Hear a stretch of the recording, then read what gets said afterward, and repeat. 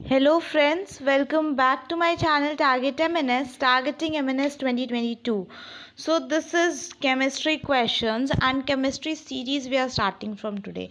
As you all were saying कि chapter wise we have to do. So this is the first chapter 12th class, the solid state.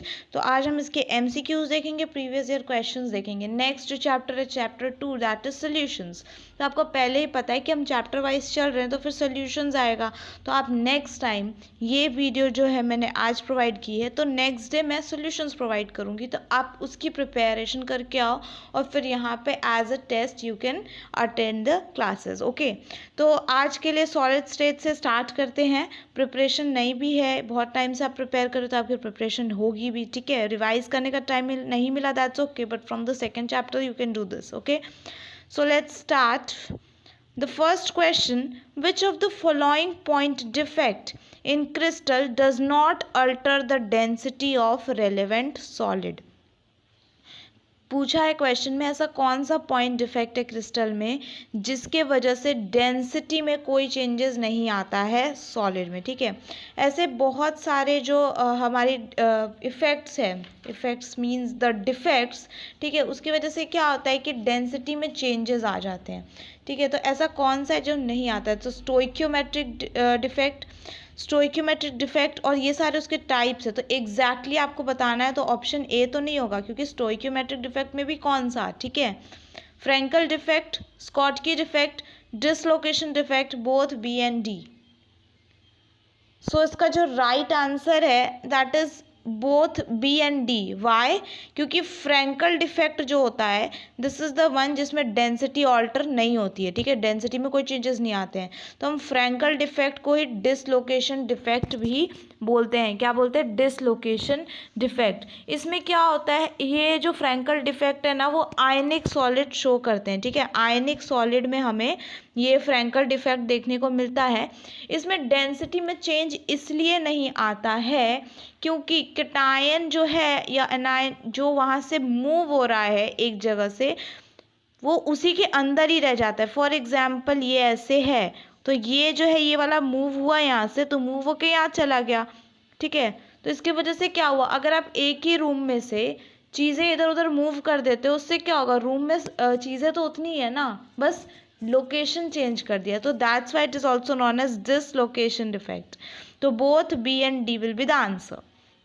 Next, which of the given point defect in its crystal unit alters the density of a solid? Now ये जो पहला question था इसके just opposite है. ऐसा कौन सा crystal unit defect है जो कि डेंसिटी पे अफेक्ट करता है? ठीक है, डेंसिटी को चेंज करता है. तो आपसे बस यहाँ पे ये बोला है डेंसिटी को चेंज करता है, ये नहीं बताया है कि क्या करता है. या तो इंक्रीज करेगा या तो डेंसिटी डिक्रीज करेगा, तो ये कंफर्म नहीं है. तो इसीलिए यहाँ पे जो राइट आंसर होगा that is option E, both B and D. That is Schottky defect भी होगा और इंटरस्टिशियल डिफेक्ट भी होगा. इन दोनों में से एक जो डिफेक्ट है वो डेंसिटी इंक्रीज करता है और एक जो डिफेक्ट है वो डेंसिटी को डिक्रीज करता है. हमसे यहाँ पे एग्जैक्टली नहीं पूछा है, सिर्फ ऑल्टर लिखा है, चेंज लिखा है, तो इसलिए हमने both B and D answer किया है. आगे क्वेश्चन आएगा, उसमें हम देखेंगे कौन सा है दोनों में से जो इंक्रीज करता है डेंसिटी को और कौन सा है जो डिक्रीज करता है डेंसिटी को.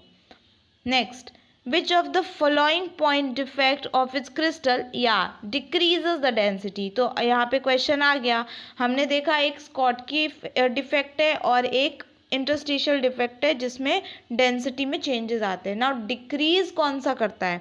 Interstitial defect, Schottky defect, stoichiometric defect, vacancy, stoichiometric defect. So the right answer is option B, that is Schottky defect. तो डिक्रीज करने वाला कौन सा है डेंसिटी को? स्कॉटकी डिफेक्ट है. तो ऑपोजिट क्या हो जाएगा? इंटरस्टिशियल डिफेक्ट, जो कि डेंसिटी को इंक्रीज करता है. हमसे डिक्रीज पूछा था, तो option B will be the right answer.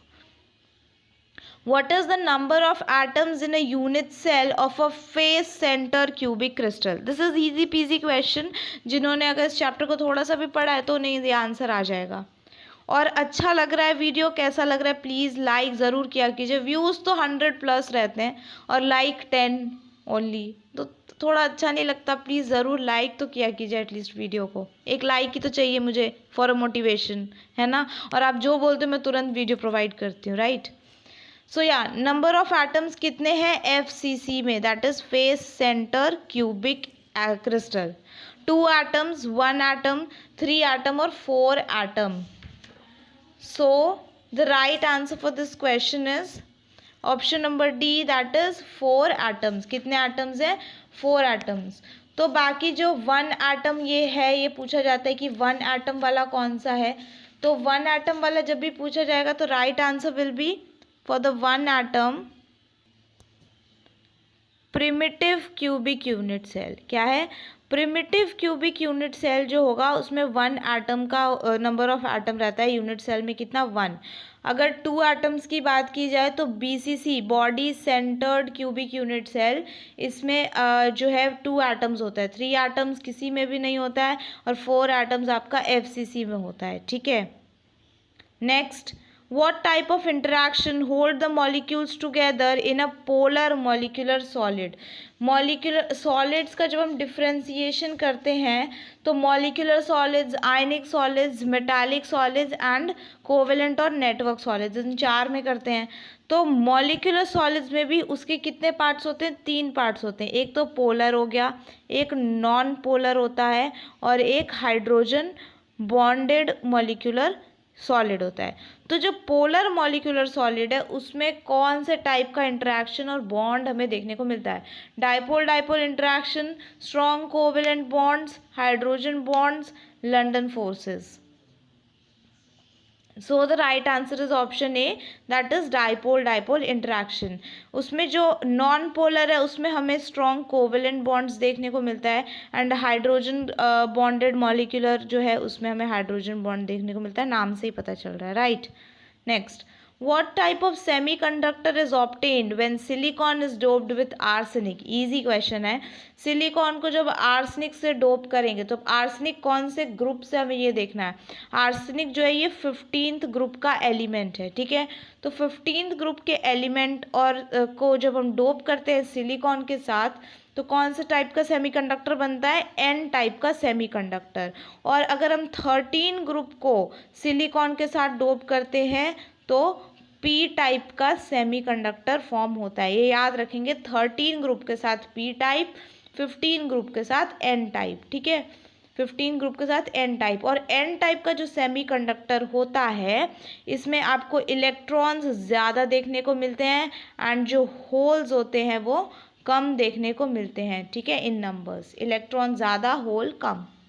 Next, which of the following stoichiometric defect increases as increase in the density of a solid? तो हमने देखा था कि स्टोइक्योमेट्रिक डिफेक्ट की वजह से क्या होता है, ऑल्टर हो जाता है डेंसिटी में, ठीक है। देखा था हमने कि स्कॉटकी डिफेक्ट जो होता है इसमें जो है डेंसिटी डिक्रीज हो जाती है। स्कॉटकी डिफेक्ट में किसकी डेंसिटी? सॉलिड की। तो अब यहाँ पे पूछा है इंक्रीज डेंसिटी किस में हो जाती है? Frenkel defect, Schottky, interstitial vacancy. इसका right answer option C, that is interstitial defect increase the density. यहीं से ही क्वेश्चंस आते हैं, okay. Next, what is the meaning of doping in semiconductor? अच्छा क्वेश्चन है। डोपिंग का मतलब क्या होता है? आपने कई बार सुना होगा एथलीट्स का जो है मेडिकल टेस्ट किया जाता है एंड वो डोपिंग में पकड़े गए, ठीक है। डोपिंग इज क्या? उन्होंने मिलावट की है अपने साथ, क्या? ड्रग्स लिया है to increase their motor activities, ठीक है। तो that is known as doping. तो सेमीकंडक्टर्स में डोपिंग क्या है? Adding of unsuitable impurity to conductor to increase the conductivity, adding of suitable impurity to semiconductors to decrease the conductivity, adding of suitable impurity to semiconductors to increase its conductivity, और option D none of these. तो हमें यहाँ पे 2 चीज़ें देखनी कि हमने add किया है सुटेबल इम्प्यूरिटी, तो यहाँ अनसुटेबल है तो ये ऑप्शन हट जाएगा, ठीक है। सुटेबल इम्प्यूरिटी हमने ऐड किया है ताकि क्या हो जाए, सेमीकंडक्टर, आप किसी भी चीज़ में मिलावट क्यों करते हो? एथलीट्स अपने अंदर मिलावट क्यों करते हैं, ड्रग्स क्यों लेते हैं? ताकि उनकी एक्टिविटी इंक्रीज हो जाए। तो यहाँ पे भी वही रीज़न है, इंक्रीज इन कंडक्टिविटी, ताकि उनकी कंडक्टिविटी इंक्रीज हो जाए। तो हमें सुटेबल इम्प्यूरिटी ऐड करना है एंड इंक्रीज हो जाएगा उससे क्या, conductivity. Option C is the right answer. Next, silver bromide that is AgBr, ठीक है। AgBr जो है ये शो करता है कौन से टाइप का स्टोइकियोमेट्रिक डिफेक्ट। तो AgBr जो है ना, आपको हर एक स्टोइकियोमेट्रिक डिफेक्ट के बाद उसके एग्जाम्पल्स गिवन है, तो इम्पॉर्टेंट एग्जाम्पल्स आपको याद कर लेना है, ठीक है। जैसे इसमें से जो AgBr है ये दो हमें डिफेक्ट्स को शो करता है, एक तो फ्रैंकल डिफेक्ट को, दूसरा स्कॉटकी डिफेक्ट। इन दोनों डिफेक्ट्स को शो करता है कौन? AgBr, ठीक है। फ्रैंकल डिफेक्ट क्या है? फ्रैंकल डिफेक्ट हम कहते हैं जिसमें हमने देखा कि आयनिक सॉलिड्स में होता है, इसमें डेंसिटी में चेंज ही नहीं होता है फ्रैंकल डिफेक्ट में, ठीक है। तो AgBr में ये हो सकता है। AgBr फ्रैंकल डिफेक्ट को हम लोग डिसलोकेशन डिफेक्ट भी कहते हैं। एंड स्कॉटकी डिफेक्ट हमने देखा डेंसिटी क्या होता है, डेंसिटी विल डिक्रीज, तो ये भी होता है, ठीक है।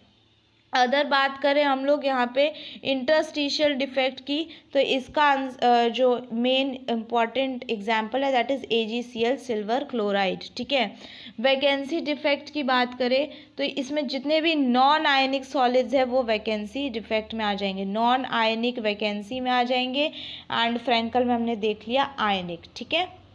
Next, What type of defect can arise when a solid is heated? Solid को जब आप गर्म करोगे तो कौन से टाइप का डिफेक्ट हमें देखने को मिल सकता है? ऐसे तो कोई भी डिफेक्ट आ सकता है, बट बेसिकली अगर कॉमनली पूछा जाए तो कौन सा डिफेक्ट हमें देखने को मिलता है? अच्छा, आपको पता है स्टोइकियोमेट्रिक डिफेक्ट जो होता है इसे हम दो और नामों से जानते हैं, दैट इज इंट्रिंसिक डिफेक्ट, ठीक है। स्टोइकियोमेट्रिक डिफेक्ट को हम लोग इंट्रिंसिक डिफेक्ट भी कहते हैं। And another also one more name is there, thermodynamic defect. Thermodynamic defect, thermo means related to temperature, ठीक है, तो thermodynamic defect भी कहते हैं। तो इसका जो राइट आंसर होगा ना, that is which answer? That is option number B, vacancy defect. कोई भी चीज़ को आप फॉर एग्जाम्पल कोई रूम है, ठीक है, अभी समर सीजन है एंड हीटर ऑन कर दे तो वहाँ के जो लोग हैं वो क्या होंगे, वहाँ से उस रूम से चले जाएंगे, निकल जाएंगे वहाँ से, राइट। तो वहाँ पे वैकेंसी क्रिएट हो जाएगी, स्पेस क्रिएट हो जाएगी, वैकेंसी डिफेक्ट। आप इसी वे में इसे लर्न कर सकते हो। Next, what type of substance would make better permanent magnets? better permanent magnets बनाने के लिए कैसे सब्सटेंस चाहिए होंगे, ठीक है। फेरोमैग्नेटिक सब्सटेंस, एंटी फेरोमैग्नेटिक, फेरी मैग्नेटिक और पैरामैग्नेटिक। एक एक करके अंडरस्टैंड करते हैं सबको। पैरामैग्नेटिक क्या होता है? पैरामैग्नेटिक सब्सटेंस जो होते हैं वीकली अट्रैक्टेड होते हैं बाय मैग्नेटिक फील्ड, ठीक है। दो यहाँ पे ऐसे करके पैरामैग्नेटिक सब्सटेंस है, ये दोनों एक दूसरे से अट्रैक्टेड है। कब तक? जब तक आप इसमें मैग्नेटिक फील्ड अप्लाई कर रहे हो, और वो भी बहुत ज़्यादा वीक वे में, वीकली अट्रैक्टेड है, ठीक है। Then we have ferri magnetic.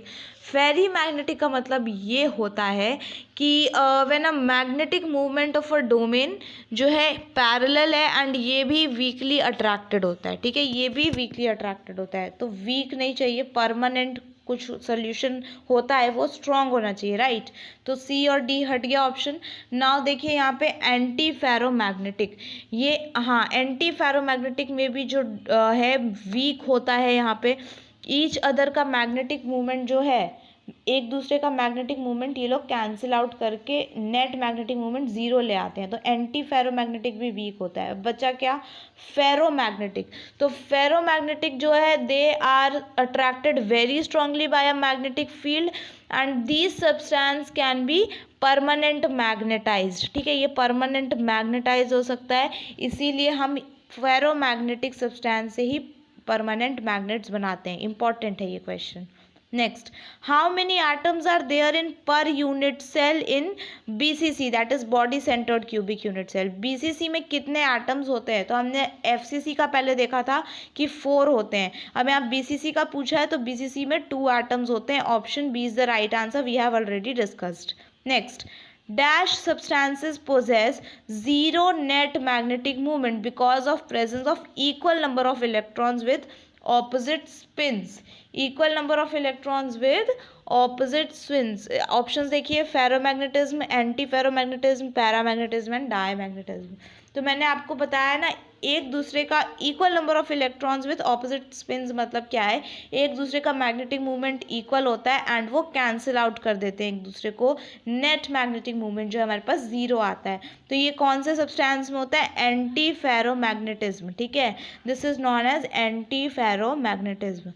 Next, the packing efficiency is the ratio of, packing efficiency का formula we can say ratio क्या है, तो पैकिंग एफिशिएंसी पूछा है तो ऑब्वियसली ये परसेंटेज में होगा, तो यहाँ पे जितने ऑप्शन है ये सारे परसेंटेज में गिवन है, ठीक है। Next, volume occupied by two spheres in the unit cell into 100 by total volume of unit cell, volume occupied by 4 spheres in the unit cell into 100 by total volume of unit cell, और option C none of these. तो यहाँ पे difference कहाँ है, 2 spheres और 4 spheres में। जो इसका राइट आंसर है that is option B, volume occupied by 4 spheres in the unit cell multiply by 100 by total volume of unit cell, और इसे हमें मल्टीप्लाई करना है परसेंटेज से, ठीक है। Next, what is the packing efficiency of body centred cubic crystal, ये अच्छा क्वेश्चन है कि पैकिंग एफिशिएंसी हमने देख लिया कि ये रेशियो है 4 स्फीयर्स जो है यूनिट सेल का, उससे मल्टीप्लाई करना है किसको, 100 को, divided by total volume occupied by a unit cell. तो अब हमें बताना है कि इनकी जो कैलकुलेटेड पैकिंग एफिशिएंसी क्या है, जैसे कि HCP है या CCP है, हेक्सागोनल है, ठीक है, जिसे हम प्रिमिटिव कहते हैं, तो प्रिमिटिव है उसका क्या होता है पैकिंग एफिशिएंसी, 74% होता है किसका, प्रिमिटिव यूनिट सेल का, प्रिमिटिव यूनिट सेल का। हमसे पूछा है यहाँ पे बॉडी सेंटर्ड का, तो बॉडी सेंटर्ड का 68% होता है, option A is the right answer, ठीक है। एंड अगर सिंपल क्यूबिक का आपसे कई बार पूछ लेता है, तो सिंपल क्यूबिक का 52.4 होगा किसका, सिंपल क्यूबिक का, ठीक है। तो ये तीनों एफिशिएंसीज आपको लर्न करके रखनी है, ठीक है। So these are the questions जो मैंने पूरा ओवरऑल यहाँ पे चैप्टर कवर करने का कोशिश किया है। ये एक इम्पॉर्टेंट फार्मूला है इस चैप्टर में, that is based on the density, ठीक है, density of a unit cell is equal to mass of unit cell by volume of unit cell. तो इस पे बेस्ड है, इस फॉर्मूले से डायरेक्टली जो है बड़े बड़े न्यूमेरिकल्स आते हैं, तो एमएनएस में बड़े न्यूमेरिकल्स ऐसे सॉल्व करने का टाइम नहीं होता है, तो ऐसा क्वेश्चन आपको नहीं मिलेगा। बेसिकली जितने भी थ्योरेटिकल क्वेश्चंस हैं वो आप कवर करके जा सकते हैं। क्या होता है कि केमिस्ट्री और फिजिक्स में बहुत सारे बच्चे अगर वीक होते हैं स्टूडेंट्स, तो उनके लिए ये एडवाइस है कि आप थ्योरेटिकल जो है पोर्शन वो 100% कवर कर लीजिए, बाकी मोस्ट ऑफ द क्वेश्चंस जो हैं वो थ्योरी से ही रहता है, ठीक है। एंड जो फर्स्ट टाइम एमएनएस दे रहे हैं उनके लिए एक परफेक्ट वीडियो मैं लेके आने वाली हूँ, कैसा होता है एमएनएस, उसमें क्या स्ट्रैटेजीज आप यूज़ कर सकते हो, तो आप उस वीडियो को ज़रूर देखिएगा, बहुत अच्छा वीडियो है, इफेक्टिव वीडियो है। सो या thanks for watching, please like कर दीजिए गाइज, लाइक कर दीजिए, only 1 like I want, nothing else, okay. Comment कि कैसा लगा video, share to the friends who are preparing for MNS 2022, and if you are new to this channel, subscribe to my channel for such and such an amazing videos. Thank you so much, keep supporting.